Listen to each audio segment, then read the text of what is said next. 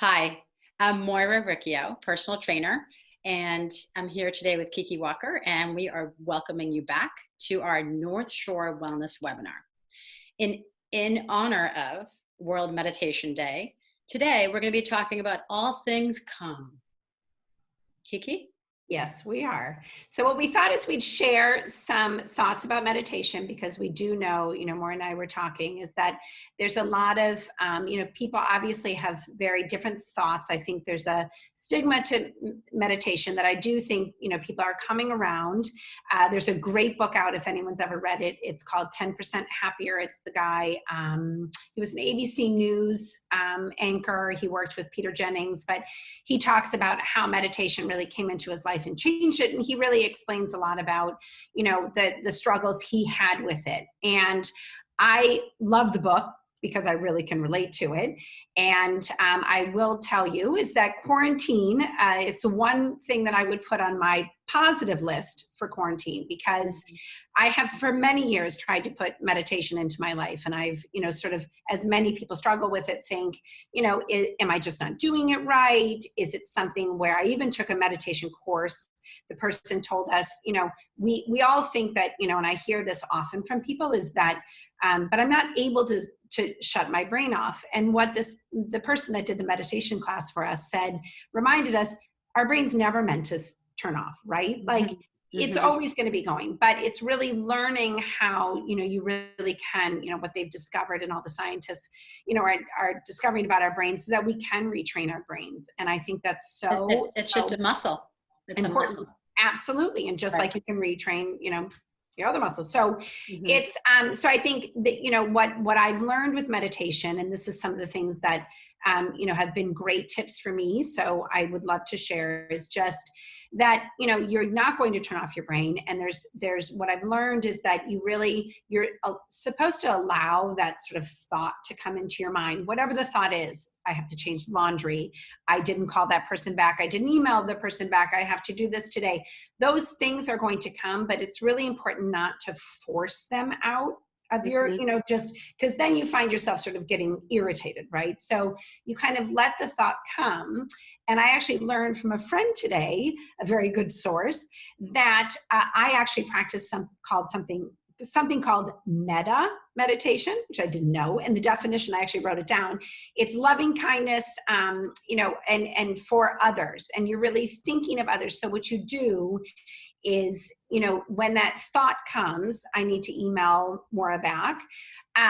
You let it come there, but then right after, instead of sort of letting that thought go and bringing in others, you bring in thoughts like, I'm grateful, I'm healthy, I'm thankful for something. And you think of maybe someone that's in your life that has been, just a gift. And it's not someone particularly in your family. It can just be a gift that, just having a friend that has been super special in your life.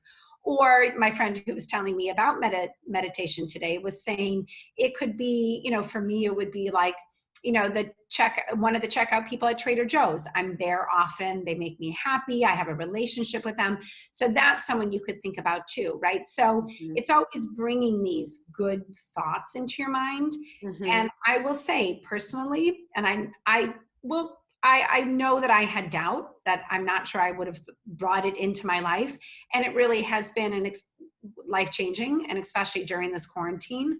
It's been an awesome thing to add in. And I hope that, my fingers crossed, I've been doing it for 2 months, and that it will stay, in my life, because I feel it's helped so much. And I think, Maura, you were going to talk about breathing exercises, which is really important too. And I do that a lot in health coaching, is helping people just really understand the breathing, and how to breathe, because it really makes a difference of how we breathe, right? Right.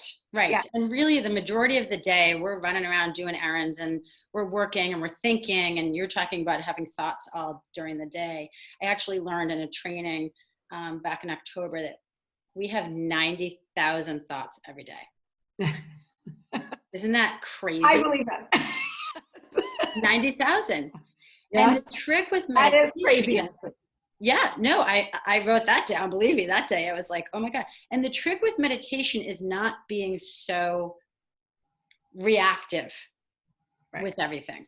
You know, I really was teaching my kids that a couple of weeks ago, like we're all so reactive to each other's words. And right now with the news, with the updates, with the changes in schedule, with everyone's lives has been turned upside down. So obviously being reactive is like their first go-to, right? And so the breath helps us compartmentalize. And when you're saying like, oh my God, I forgot to email that person back, or oh my God, I forgot to, right? You got to just say, okay, accept it. It's there. Compartmentalize it. Take the breathing and just try to get centered, right? And even saying, the tapping specialist will tell you, you know, tap your heart, tap your chest and say, I love myself, to actually calm yourself down. And I know that sounds crazy, but it really is true. But the breathing with Pilates, and one of the things I really love about Pilates is it's not just, you know, teaching an exercise class. I mean, I've done that too. I've taught the bar classes, I've taught the workouts, spinning, you know, you're like, come on, this is not any easier for the person next to you. And you've got this. And you're, you know, yes, I can do all that stuff. But the mind body connection is really interesting, you know, to really put yourself out there personally. And you need to open yourself up. It's opening your heart up to other people, and it's accepting them to therefore accept themselves. And that's what you want to try to have grow, rather than those negative thoughts all the time. But the breathing, just to answer your question more specifically, I'm going to stand up a little bit here for our show. The breathing really is deep, all the way down near the diaphragm. So it's what we call deep diaphragmic breathing, or whatever we call it, okay? Yeah. So when you inhale, Pilates would say, inhale deeply through the nose and exhale, blow through the mouth. So every time I teach reformer classes or Pilates, I would say inhale like you're smelling the roses, and you're exhaling like you're blowing out those birthday candles, right? Yeah. All 27 of them, right? That's my standing joke. But you want to feel your rib cage open up when you do that deep breathing. Almost opens up like an accordion. And then when you exhale, your rib cage comes back together again. And in Pilates school, they were teaching us, you want your rib cage to kind of knit together. Amazing. So when you do exercise and workouts, and which incorporate the breath, that's ultimately how you get those flat abs, right? Yes, you could do 1,000 crunches and give it all momentum. When you add the breath, right?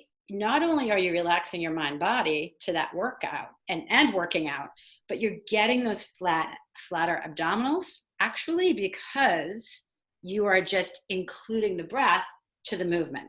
Right. So it is interesting. And I do think the breath is critical. And of course, people watching this today will just be some people I hope will be taking something out of this, but some people might say like, oh, please, I have a lot to think about. I cannot deal with learning how to breathe. Like, more, please give me a break. And I get that, because our breath all throughout the day is mostly like in our upper chest and our neck. Yes. Right. And that's why we feel the tension in the neck and the shoulders. I mean, every single person who comes in to work out with me is like, I'll say like, how are you doing today? I take requests, you know, what do you want to work on today? How's the shoulder? How's the neck? How's the lower back? Or I ask about their injuries. Right.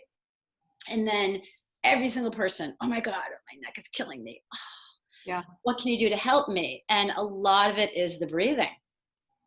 Yes. And it's really that day-to-day training of your mind. But back to the mind training. And when I learned that we had 90,000 thoughts, it's really. That's crazy town. It's crazy, right? But it's 91,000. I'm going to go with that. But the negative thoughts are, it snowballs. And so, and especially during a time like this too. And you know, more too, which I think is important for people to understand, is just with, like you said, you know, you're going to have, and I think people feel that way, as sort of, it's not for me, or I don't have the time. But really that breathing can be done. And I often remind people, you know, my clients that travel a lot, I said, when you sit down on the airplane, 2 minutes, doing 2 minutes of that is so beneficial. You don't have to be in a cross position with incense going and a Buddha in front of you. And, and I think that's what a lot of people have, that image, right? Right. And Right. that is actually a beautiful thing if you can make that happen. But for the most part, right? Go to your happy place, right? Go to your happy place. But it can, and even if you're sort of like sitting at a, stop sign, or if you're, that really does help. Or I know also is, I've heard from a lot of clients, and this is obviously the older you get, sleep can get a little challenging, the quarantine, the stress, anything this is putting on people. Is, if you find yourself, whether it's, I have people that say to me, I can't fall asleep, I wake up in the middle of the night, just different situations with sleep, that breathing that you just described, I do that. And it helps me so much. Just because it just calms you. And then you're also focusing on the 90,000 thoughts, is you're actually just focusing on listening to that breath, right? And bringing that calm, which is what we started with, right, into your body. So right, and it really makes a difference. A lot of what I hear from clients too is they're up all night, right. And what can I do to sleep better? How can I do that? And one of the things I've incorporated in my virtual online program now is to just every day before you go to sleep, right, to write down those 5 positive things. And a lot of people have heard of this. Like, I didn't make that up, right? Oprah was promoting it on her show, right, years ago. But it does make a difference. It makes a difference to write down those positive things. And one other thing I was going to talk about today that I learned last week, which is super interesting. I was on a Tony Robbins training. Oh, he's great. Yeah. Yeah. Oh my God. So I was there with this girl named Carissa, and she's 26. She was awesome. And I have to tell this story. So she was, we're on the Zoom call. And when you're doing the Zoom calls from your house, and like the person leading the Zoom's like, hey, how's it going? These poor teachers, right? With these like middle schoolers or high school kids or elementary kids, or I don't know, all different. And it's like you're by yourself in your bedroom, right? And you're trying to like talk to people, talk to an audience, and no one's giving you the feedback, right? So this is about a week ago. So she says, okay, guys, we're zooming. Her energy was palpable right through that phone call. And what she did was she said, reached out to us, and she would say like, okay, are you guys with me? Are you guys with me? Are you picking up what I'm putting down? If you're with me, I want you to put yeah baby in the chat. Yeah baby. And it was like, and so everyone's like typing, yeah baby, I'm with you. And it was, first of all, she was a riot, and she gave me a whole new like meaning to a Zoom call, which was really fun. But one really interesting thing that she said that she shared from her Tony Robbins training, she was the only female moderator at Tony Robbins, and she was so young. And she would say to us, it was 100 women on the call, and she said, I always second guess myself because I'm young, and people say like, what are you in this job for? You don't know what you're talking about, blah, blah, blah, blah, blah. So Tony Robbins has taught her that the person who has negative feedback, right, or the negative thoughts in your head, Tony had said to, create a persona around the negative thoughts. So say, and give it a name. So say it's like negative Nancy, negative Nelly, Nancy, give it some silly name. And then once you, as you're saying, once you recognize the negative thoughts, you just say, okay, that's Nelly talking. And I don't want to be negative Nelly. I want to be like powerful Paula, right? Like I want to stick to my agenda of spreading the news about my product or selling my spirit online or promoting meditation and health and wellness with people in the world, right? This is something that you and I do all the time. Yeah. And that's our passion, our mission. And so we have to remember to keep Nancy at bay. Right. Right. And then pull Paula out. And so Paula can say, I'm Paula. Go and Paula. I'm ready to get back. I got my head in the game. But I thought that was like a really interesting thing to learn, because I do find like yesterday, for some reason, the weather was so gorgeous. And I just was in the worst mood. Nancy I was so down. I don't know what it was. And I just said, all right, yeah, I'm going for a walk. I didn't even tell anyone in my house. I'm like, I'm walking. I got my phone. I got my fanny pack. Yeah. I took a picture of myself. Where I'm going or when I'm coming back. Yeah. Yeah. I was like, I'm walking. And I literally walked for like 2 hours. And I think I have a bunion today from all the walking. Actually, I know I do, but yeah, probably a little TMI here. But anyway, you have to figure out, you know, how to divide up the negative thoughts from the positive thoughts. And again, go from reactive to finding that sense of calm. So you can, again, you put the ball back in your court, right? Yeah. Everything, and especially during this time. I mean, you and I both have kids in college, and there are so many unknowns right now in my own household, and it's really hard to stay focused, right? But it's just, we have to do that. We have to stay focused to keep sane and to keep that calm. Yes. You know? Yes. And that's why, you know, just even the little tips that we talked about would be, you know, awesome for people just to, you know, just, and again, I think it's, you know, just that idea of meditation is scary for a lot of people, or just an unknown, or they don't really understand it. But I also wanted to mention too, before we get off, there is some great podcasts. So there's 2 different types of way to meditate. You can do self meditation, which that takes a little bit of training. But you know, that's the thing, you know, that you can do if you go down to the beach, or you do. And what I often do is just set my timer just on kind of like a calm timer. You know, and even if you have 4 minutes, 6 minutes, if you can do it for 10 minutes, great. But then there's one podcast that I love. It's called Mindful in Minutes, which that shows you also that it's in minutes, right? And you can pick some that are 11 minutes, that are 9 minutes. And, you know, it's very calming. She has different ones that you can pick, is like, you know, good energy, good gratitude for the day, need motivation, feeling depressed, whatever it may be.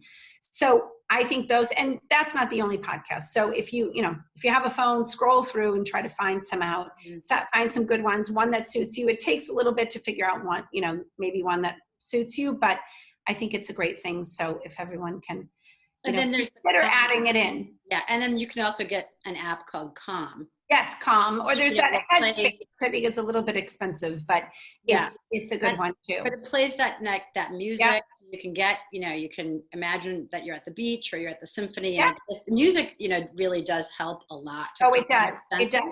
And that's another thing, like, and if I have trouble sleeping, that's, you know, I use that. So.